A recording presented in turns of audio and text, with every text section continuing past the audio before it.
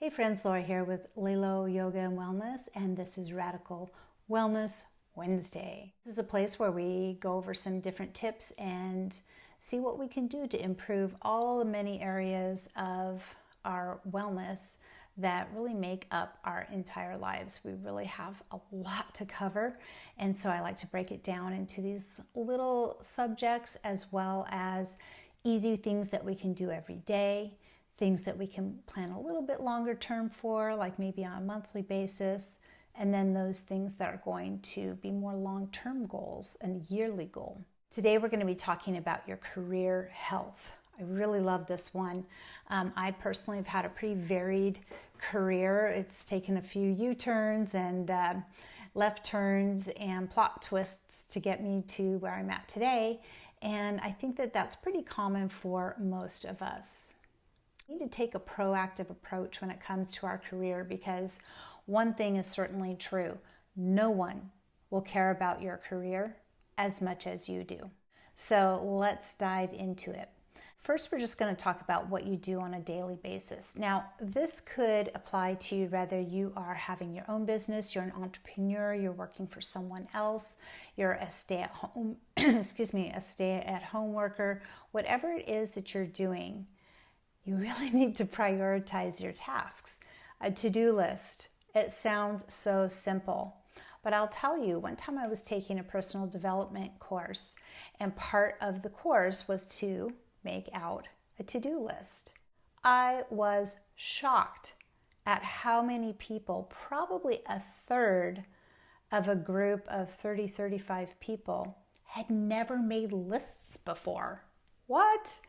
I guess that's the thing though. For some people, they just kind of take things as they come. The challenge with that though is it's very easy to get pulled off track. It's very easy to forget some things and they get lost in the shuffle. And it's also easy and a little bit of human nature to pay attention to the tasks that are easy to accomplish or quick to accomplish, and not necessarily the things that we really have to get done.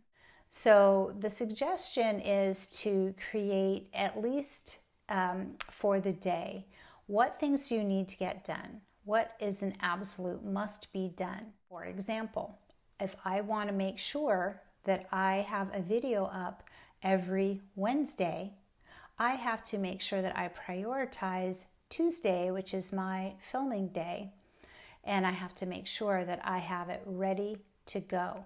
I know what I'm going to talk about, and I know what the topics are going to be, and I have all of my gear charged up and ready to go.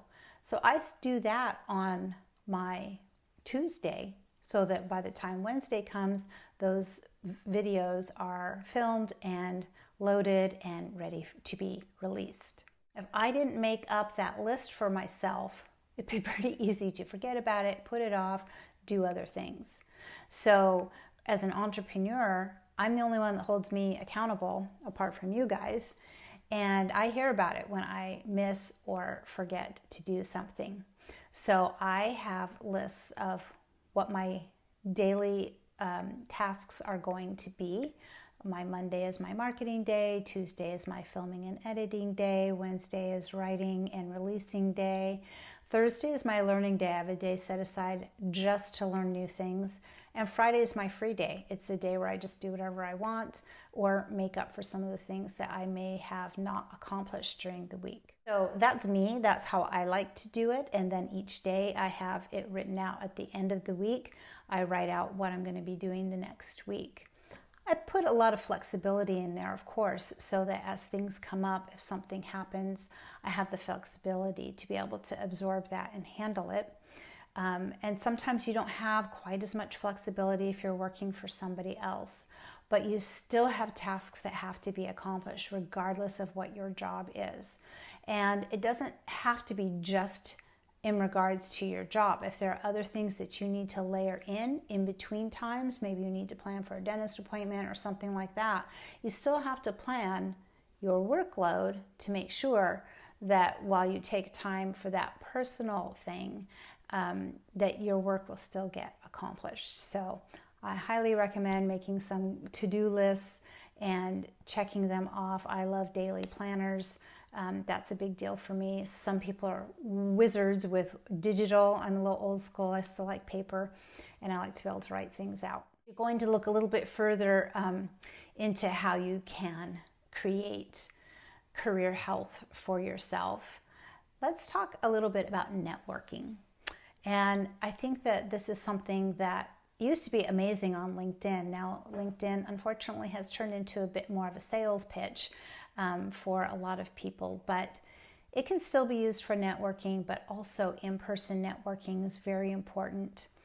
And that should be within your field or a field of interest or an adjacent field, so that you are broadening your scope. Whether you're thinking about switching fields and doing something different, or you want to work with people that do something similar or are in an aligned field with you. That means you're going to need to look up conferences. You're going to look up networking events. It's not that difficult to find. Google's your best friend. Get in there and find out what Google has to say for upcoming events in your area. Ever since the pandemic, there have been a lot of events that have gone online, making it even easier for you to take time out to network with some people. So find something that's of interest to you just once a month that is going to help connect you with other people. You might be able to help them, and in turn, they may be able to help you. Some of the most successful people that I know spend a lot of time focusing on connecting other people, and because of that, they know a lot of people. And then when opportunities arise, those people have an instant in with all of these people that they've helped and connected and worked with over the years. So it's definitely worth looking at it as it's a somewhat self-interested thing to do, but also you can be selfless and helping other people, and it comes back to you eventually. The final thing to think about, and I've talked about this before, is continuing your education. So this would be more of a bigger long-term goal, maybe a yearly goal, something you accomplish over the course of a year or more. And that could be obtaining a new certification in your field, or a field that you're interested in moving into, or a continued degree or education, workshops, etc. It's never a bad idea to invest in yourself and invest in your education. There have been several times where I have decided to make an investment in myself that at the moment didn't necessarily seem like, how is this going to connect me to something else that's going to help my career? But guess what?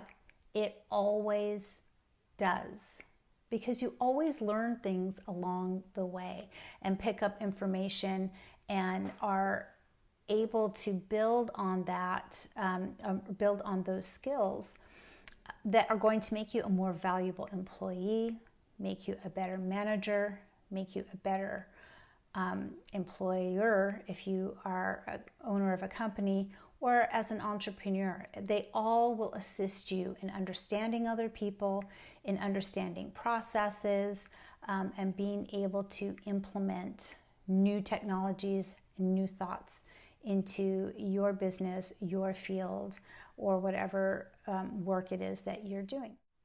I hope that these tips have helped you understand and think through some of the things that you should be doing to help keep your career healthy, because we all know if you're working in a job that you really don't like, it's going to affect so many other areas of your wellness. So take the bull by the horns and really kind of get in there and be the owner of your own career and furthering it and making it exactly what you want it to be.